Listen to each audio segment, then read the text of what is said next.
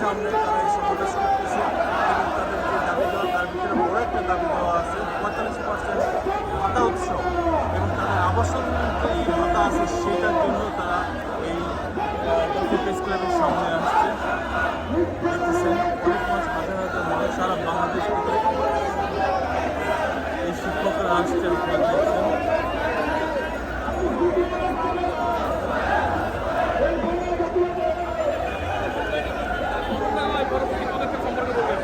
আমরা দাবি এই আজকের মার্চ আমাদের শিক্ষক সমাজ এই জাতির মেরুদণ্ড।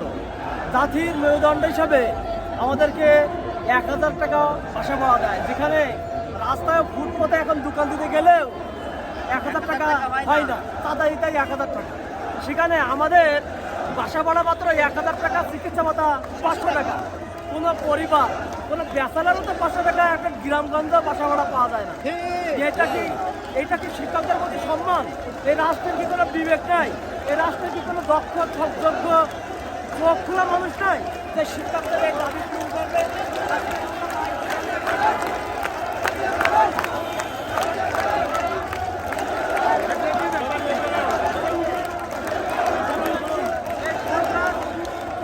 হয়ে গেছে, কিছুই দেখতে পাচ্ছে না। আমরা শিক্ষকরা মাঠে নেমেছি, বিপ্লব করেছে, 24-এর বিপ্লব। শিক্ষকরা সামনে দাঁড়াইছে বুলেটের সামনে, আর ছাত্ররা পিছনে ছিল, তাই এই 24-এর বিপ্লব হয়েছে। 24-এর বিপ্লব ছাত্র ও শিক্ষকের সমন্বিত আন্দোলন এবং এই বিপ্লব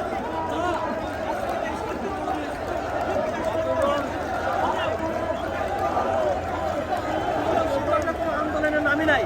গামছা কারা বিভিন্ন যাদের দাবি দেওয়া পূরণ আছে আরো বেশি দাবির জন্য, কিন্তু আমাদের বৈষম্য হলেও আমরা মনে করছিলাম এই রাষ্ট্র বিবেকবান রাষ্ট্রপ্রধানরা চেয়ারে বসছে, তারা আমাদেরকে বিবেক দিয়ে কাজ করবে এবং আমাদের দাবিগুলো এমনিই পূরণ করে দেবে।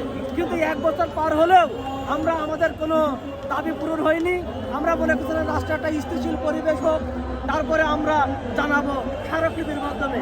কিন্তু এই সরকার আজকে আমাদেরকে দিকে বৃদ্ধাঙ্গুল দেখায় আজকে ক্লাসরুম রেখে আমরা পথে নামতে বাধ্য হয়েছি।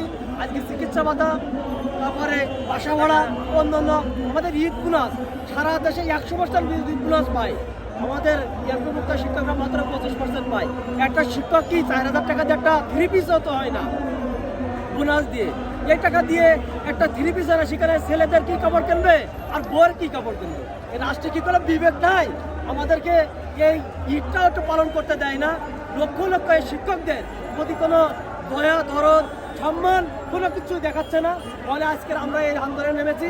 এই আন্দোলন সফল না হতে সরকার বসাবো। এই আন্দোলন যদি এই সরকার পূরণ না করে, আমরা সেই দেশে আবু সাইদের বাংলায় মুক্তের বাংলায় আমরা আজকে আবারও মাঠে নেমেছে শিক্ষকরা। প্রয়োজনে সারা দেশব্যাপী গণ আন্দোলন নামাবো, সমস্ত স্কুল প্রতিষ্ঠান বন্ধ করে দেব যদি আমাদেরকে আজকে দাবি পূরণ না করে। আমরা সেই জন্য মাঠে নেমেছি।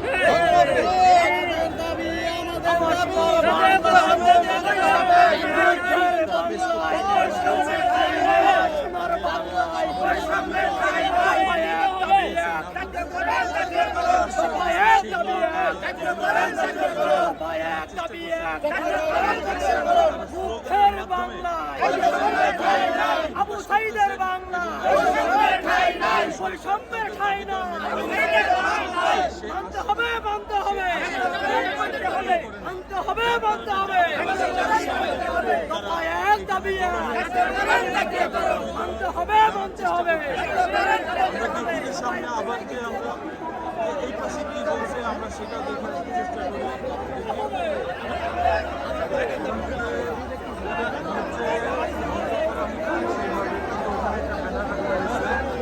এই ব্যানার থেকে ঘোষণা আসতেছে বারবার যে মাননীয় প্রধান উপদেষ্টা বাড়ি ভাড়া 45% এবং উৎসব ভাতা 100% বাস্তবায়ন করতে হবে এমন একটা ঘোষণা দিচ্ছেন এবং সারা বাংলাদেশ থেকে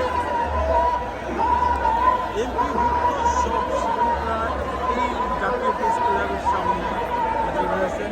তাদের বিভিন্ন দাবি দেওয়া রয়েছে। সেই দাবি দেওয়ার থেকে তারা আজকে কিছু একটা নিয়ে যেতে চান বাসায়, কারণ তাদেরকে আশ্বাস দেওয়া হয়েছিল সরকারের পক্ষ থেকে, সেগুলো বাস্তবায়িত করা হয়নি। যার কারণে তারা জাতীয় প্রেস ক্লাবের সামনে জড়ো হয়েছে এবং সরকারের কাছে তাদের এই দাবি দেওয়াগুলো জানাচ্ছেন। এবং সারা বাংলাদেশ থেকে হাজার হাজার লাখ লাখ শিক্ষক আজকে জাতীয় প্রেস ক্লাবের সামনে আপনারা দেখছেন।